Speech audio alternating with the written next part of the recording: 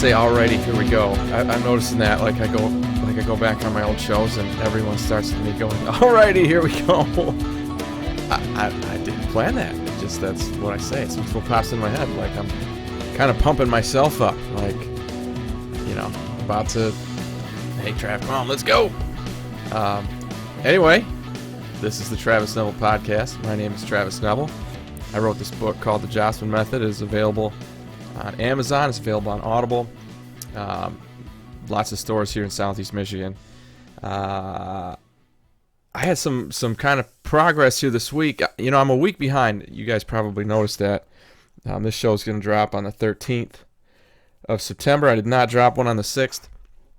Here's my explanation for that. Not an excuse. There's no excuse. The explanation is this.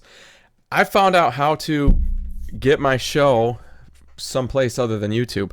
I keep hearing from people that on their phones, like they try to play YouTube and it just shuts off. Like you can't leave it running in the background while you're doing other stuff. So everybody, I've heard Stitcher, Spotify, Apple Podcasts, all these places. And so I got on them. I got this thing figured out how to get my stuff out onto all of those. All of them. Like it's on a whole big list. But what takes time is me going back and reformatting all the older episodes. Because what you're seeing right here on YouTube, this is an MP4, which means it's video. But all those podcast sites, they want an MP3, which is just audio. So I got to painstakingly transfer each one from MP4 to MP5 or MP3 and then upload them to this site, which then puts them out on all those other sites. So it's a time-consuming process, and that's what I've been spending my time on. But while I was doing that, I've been kind of working this idea in my head for months. It started popping into my head. I'm a big Joe Rogan podcast fan. I haven't been keeping up on his shit as much since I've been doing my own, but I recommend it. I think what makes that show awesome is that it's pretty balanced. I mean, you're going to see everything from Bernie Sanders to, the far right. You'll see politically, he's interested in talking to both sides. Men, women, black, white, doesn't matter. Athletes, non-athletes, academics, everybody, people who are interesting, and he can have a good conversation with them. That's who's on there. And I mean, that's where I found Jordan Peterson, who I talk about all the time. I mean, he's kind of one of the, leaning posts of my situation, of my show here in my book. Anyway, big fan, but I heard him say some things, and we'll talk about those in a minute, that kind of got me thinking about this idea that I'm going to coin right now. I'm going to name this thing value projection. And I think this is responsible for a lot of the incongruity between people and groups in our country. Value projection, I'm calling it, this term. And I'm going to define that as this. When you believe that, and it's almost always, no, I'm going to tell you it's always unconscious. You believe that other people think just the way that you do. And you do that without even knowing it. You just assume that that's how people are going to think. They're going to think the way that you do because, let's face it, everybody looks at themselves as pretty normal. So you figure, well, normal people think this way. Well, not necessarily, and that's, I think, human. It's totally normal. You're going to do that. I'll give you an example. My mom, the nicest lady in the world. Growing up, my friends used to call our family the Cleavers. I got a buddy, my buddy Andy says it all the time that, your house was like the, leave it to Beaver. You guys were like Cleavers. And my mom was certainly part of that. She's super nice. You're warm, caring, soft place to land. Wonderful, nurturing individual. She's still a big part of my life. I see her as often as I can. She's very intelligent. She's one of these people that she can do anything well. And so there's people who can do everything, that jack of all trades, master of none, but it doesn't matter what she chooses to get into. She's going to be better at it than you are. She's just one of those people. Pretty amazing. And you know what? She grew up went to Catholic school growing up. She's naturally left-handed, and they would beat on her for using her left hand. So she's like, "Oh, cool, watch this." And she learned how to do everything with the right hand too. which is pretty neat. Like, anyway, my mom's awesome, and she's a good example. I gave you all that background to let you know that she's just a great person. But that feeds into her form of value projection. And the way that hers works is this. When I talk to my mom about something going on in the media or politics, or if it comes up around the table and we're just kind of shooting the bull, my mom comes out like, well, everyone else thinks the way I do. This is what my mom's thinking, right? Everybody else thinks the way I do, so this is the way things should be going. For example, my mom is basically a classical communist. Like, and I don't mean communist like the USSR. I mean, that's communism gone wrong. My mom would prefer a world that works like a real 1960s, 1970s commune, where you have, think like the Waco Branch Davidians, or, how, Amish live, and, subtract the weirdness from the Branch Davidians, but where you have a community where everyone has a role, and within this small group, basically everybody gets everything done and everybody helps everyone out. And I'll do the gardening and you do the fence mending, and that's a world where my mom and a bunch of people like my mom would thrive. Okay? That's how her mind works. She's like, I'm nice to everybody and I love everybody, so therefore everyone else does that too. And she doesn't realize that she's unusual in that way. Her pretty unlimited selflessness, certainly from my perspective as her son, most people don't work that way. Most people are actually very selfish. And she projects her own values onto the world. Well, this is the way it should go. And for that reason, she ends up, she is pretty much as a voter, she's a lefty, very liberal. Hey, people should just get along. There's no reason for guns. People should just like each other and not ever have any problems. And like in my mom's world, it's a beautiful, wonderful place. But unfortunately, there are people who don't think like she does. So that's where the value projection trips up on itself, right? Yes, if everybody thought the way you do, Mom, we'd be communists, and it would work. There would never be any selfishness. There'd never be any ego. There'd never be any power-hungry people. But as we know, every time communism gets tried, everybody gets down to the same level, and then eventually somebody's like, "Oh, I'm taking advantage of those motherfuckers. I'm gonna take from all them to make sure they're equal, and equal being poor, essentially, in a big communist society or a big socialist society." And that's the way it goes. Again, if everybody thought the way she does, if the world worked the way she wished it would, that would be awesome. I mean, that would be cool. But you see my definition there, value projection, believing that everybody else thinks the way you do, or more to the point, that they should. Okay, value projection. So I'm coining this term, value projection. I'll give you another example. Let me go, I opened up by talking about Rogan. He's a sharp guy. If you guys don't know who he is, I'm sure you do. I mean, his podcast is #1 in the world. It's the best one there is. Most popular anyway. And I told you, some reasons why it's so good. And let's dig into Joe Rogan himself. Guy's got 3 successful careers. This podcast thing for him has been uber successful. He's on Spotify now. I don't know how much money was exchanged there, but he could just do the podcast and live the rest of his life happily and be very successful. In addition to that, he's also an announcer for the UFC. So he travels around and announces these UFC events, these MMA fights, because he's a former Taekwondo champ when he was really young, and he does a lot of this MMA training with a lot of these guys and by himself, and so he's got a lot of knowledge there. And so he could just have that career, be successful, live a great life, support his family, and do really well.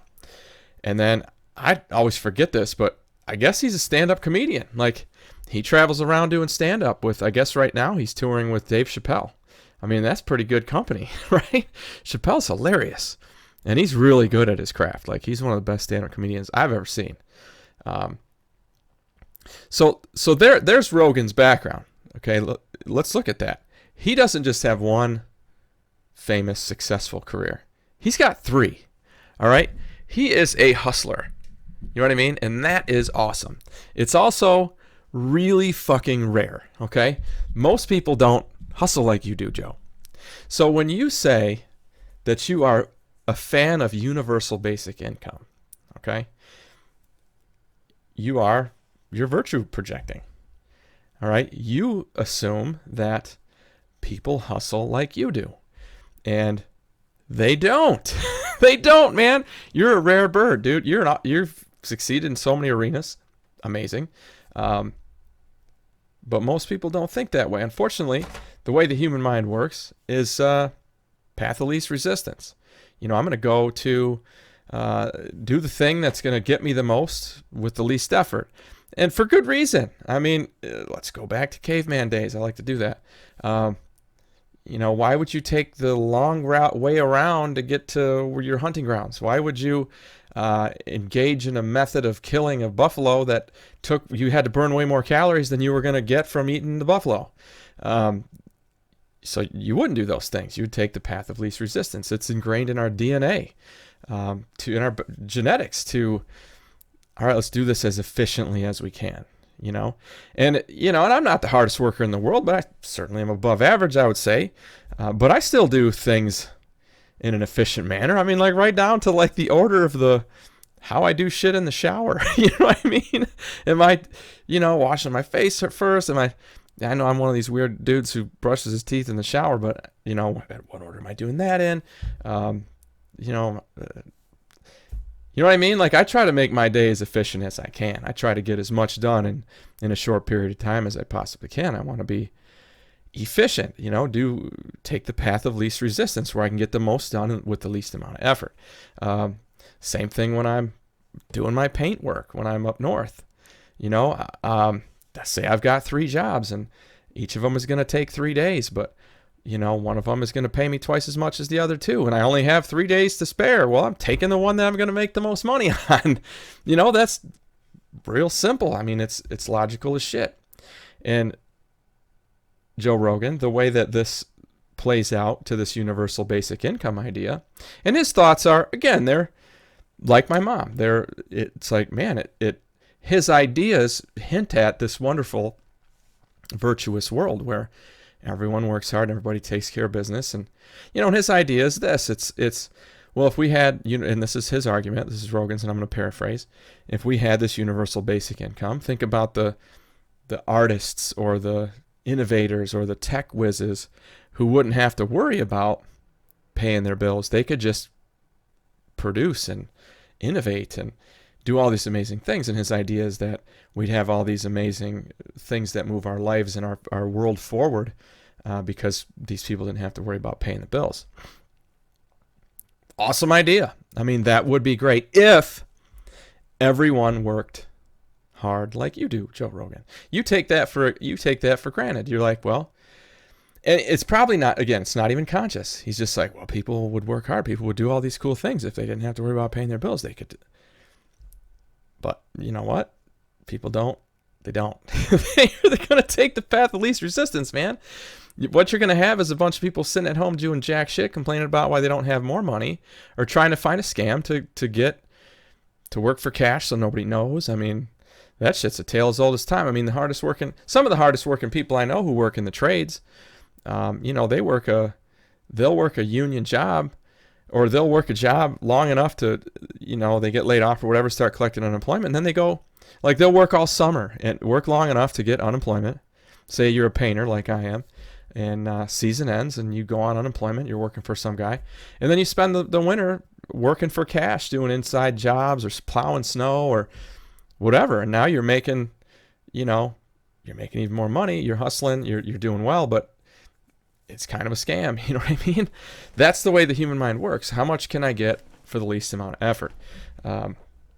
So that's why, the universal basic income in my mind isn't going to work. I mean, when I look at, since this COVID bullshit started, I would tell you that pretty much all of America has been on a universal basic income, $900 a week or whatever it is with the PUA money and unemployment that they're basically handing out to anybody who wants it. have we had any innovations? Have we had tech things shooting through the roof? How has our society and our country moved forward as a result of this ridiculously counterproductive experiment called pandemic unemployment?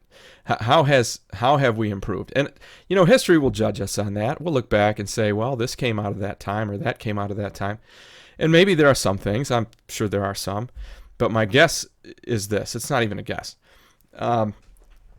The hungry are the ones who work the hardest.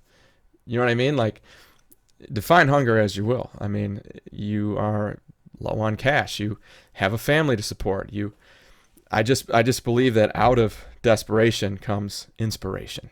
You can, the worse you have it, the more likely you are to come up with a solution for it. I talked about that a couple shows ago, that you'll realize how resourceful you are when you're flat on your back, when you're totally fucked. I believe that's a human nature thing. We are hardwired not just to take the path of least resistance, but to be able to handle adversity really well. I mean, most of us who are successful came from people who are here because they made it through difficult shit. And I just think that necessity is the mother of invention, right? The harder you have it, the more likely you are to produce. So I know I'm not throwing a lot of research at you. I'm just kind of throwing colloquialisms and stories. But hey, it's my word. I just made it up. Value projection. So I get to talk about how I want to. So I'm looking into Atlas Shrugged, okay? I've only read a little bit of it, and I know there's like a 3-part movie from like 10 years ago that I'm excited to watch. I'm going to head up north this week and do a little more work, and I know that in the evening, that'll be a thing I can look forward to. But Atlas Shrugged is a book by Ayn Rand, and I've quoted work from that author on this show before. And evidently, it outlines a kind of a dystopian society from the future. And the idea that the author's trying to push forward is that collectivism, which that's just another word for communism, socialism, liberalism, leftism, it's all the same shit, invariably ends in disaster. And I'm not going to say it nearly as eloquently as the book does, but essentially it's this idea that as you in the book there's this factory, right? And there's the way that things are done there is the people who are deemed the most who have the most need get the most resources, basically rewarding the weak. And the way that they take these resources away from the successful, the wealthy or the healthy or the productive or whatever, effectively punishing production. And that's eventually what will happen in this society is when you incentivize weakness, which they do in this story, and I believe that this PUA unemployment bullshit incentivizes laziness, which is weakness. What you're going to get is a society full of people who are trying to show they're as weak as possible to get as much as they can for as little effort as possible. And the people who are producing and kicking ass and the government's taken from them to give to these motherfuckers will eventually quit producing, because they're going to be like, what's my incentive to kick ass? You know what I mean? Again, I'm really overgeneralizing. I'm not all the way through it yet. I read a bunch of Spark Notes and things like that to kind of keep myself up to where I am, kind of understanding it. But that's the idea behind it. And I think that's the truth. And we've seen it over and over again. Like, as you take communist Russia. When this and I mean you can see this. This is simple. This is basic history. When Russia started taking land and animals and whatever away from the people who had land and had farms, and taking it and mostly they just kept it for the government.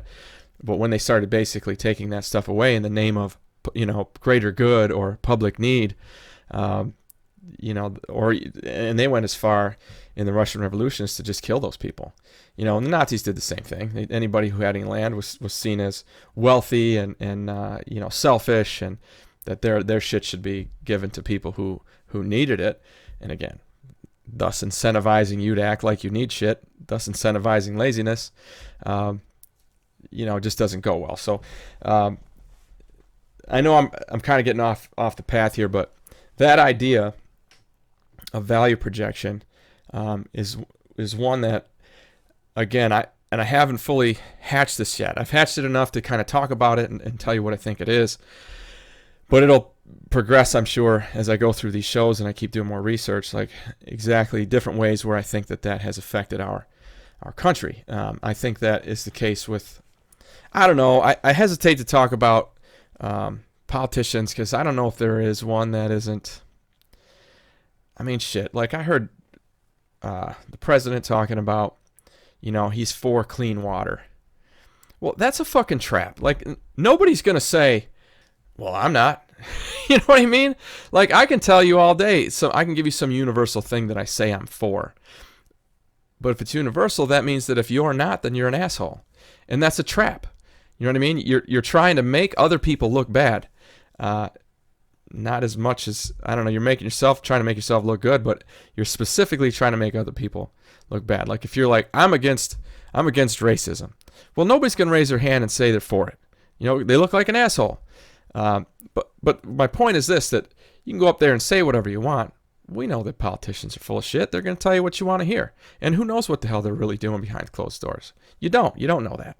I mean, as much as our world is so able to see into those worlds, and we've got all the social media and the news and all these people, all these leaks, and we can get information from out of there, but I don't ever feel like I really know what's going on in the government, to tell you the truth. I wish I did. As far as the people who are actually in power and the decisions that are actually getting made. Like I know that we pulled out of Afghanistan, and I'm for that. I'm glad. Shit, that was 20 years, and I don't know if we got anything done. I don't know. I don't want to say, because I'm pro-military. I don't want to say anything negative about those guys and the job they were doing, and girls. But I mean, what was the end result here? What were we trying to do over there? If it was install democracy, well, it fucking failed. Because, I mean, the second we left, the Taliban took over everything.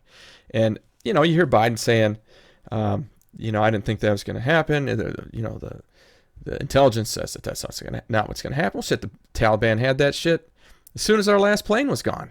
Probably before that. You know what I mean? That's what happens. We left a power vacuum.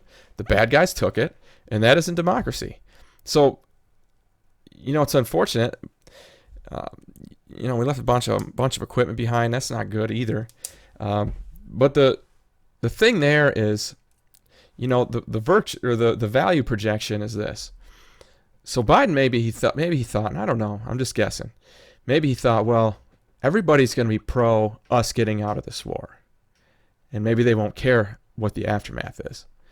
Like maybe that's what he thought, and he thought maybe everybody else would too, or didn't even think. It was unconscious. He's like, well, we got to get out of this war, and that's the main goal here. And he didn't realize that other people would be like, well, you better fucking do it right, or it's going to look just like Saigon, which it did, when people were trying to get out of Vietnam. So I don't know. I want to give him the benefit of the doubt there. He is the leader of the free world, after all.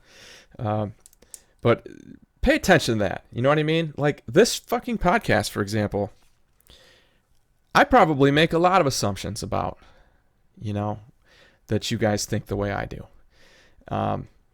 Maybe you do, maybe you don't. I mean, I assume this. I assume that if you're listening and you're this deep in, we're like 24 minutes into this show, we're probably thinking the same way, or you would have turned it off by now. If you're not a hater and you're still listening, we probably do think the same. There are going to be times when we disagree, and that's fine, but I'd like you guys to hold me accountable for that. If I'm saying things where I'm value projecting, if I'm just assuming that everybody thinks the way I do, let me know, make a comment, shoot me an email, leave me a message on Facebook. Ultimately, it's up to you. I mean, if you want to, and this blows my mind, like I told you, my videos are doing really well on TikTok, at least compared to YouTube, but people will want to argue with me.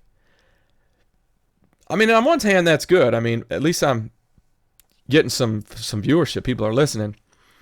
But I wonder, not only did you listen to something you disagreed with, but you took the time to write a nasty gram to me. Isn't there something that makes you feel good? Something that makes you feel positive? A thing that you do agree with that you could have been spending your time on? I don't know. I mean, maybe that's me, value projecting, because I do the same thing that I'm saying those people do to me. Like if there's a topic or a person or a show or a thing where I'm like, I don't know if I like this shit, I will go and do a bunch of research on it just to make sure I'm not misinformed about it. Before I'm going to talk shit about something, I better know what I'm talking about. At least that's what I try to do. Now, I know most people don't do that. You just believe the shit that you see on TikTok or on Instagram or the entertainment industry, formerly known as the news. I don't believe that shit. I go do my own research and I check reliable websites that end in .edu or .gov. I don't, if it ends in .com, that's for commerce. That means that website's there to make money. So they got every reason to tell you a bunch of shit that's just going to get your hackles up and make you want to keep watching because you're pissed off or because you're like, hell yeah. You know what I mean? That's what .com sites are for. They're to make money. Know that. They're not to tell you truths. I used to say that when I was teaching. I'm like, shit, you're going to research a site and then you're going to give me some backup from a .com. I mean, that's as unreliable as it gets. Maybe other people don't think that way. I try to be telling the truth, and especially if it's uncomfortable. You know what I mean?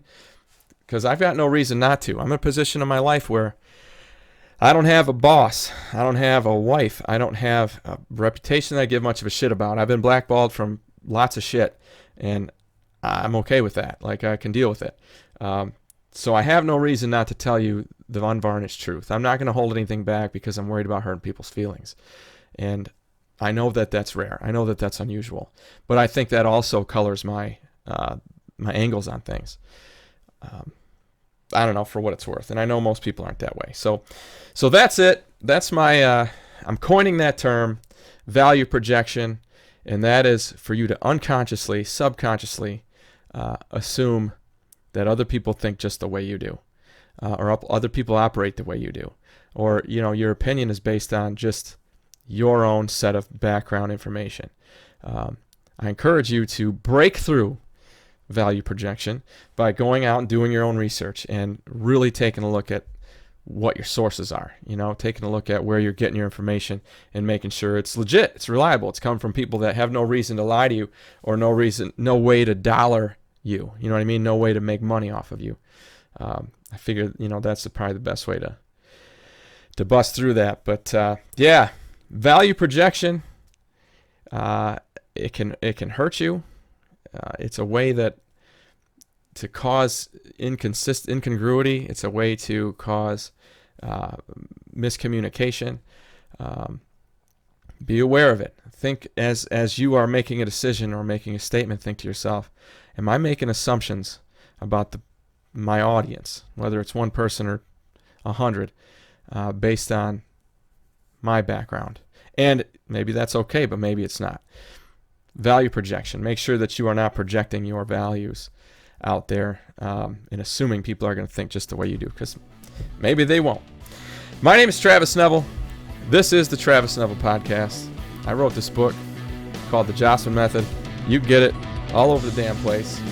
I recommend Audible. The Audible version has like an extra half an hour of bullshit. I read each chapter to you, and then my cousin Rod, who's a forensic psychologist, the two of us have a conversation, shoot the shit in between each chapter and kind of talk about it and then move on to the next chapter. The Audible version, I think, is good. But I can't sign an audiobook, so if you get a paperback, I can sign it for you. Again, I'm Travis Neville. This is the Travis Neville Podcast. I hope that today's episode on value projection helped you in some way to get your shit together. Have a great week.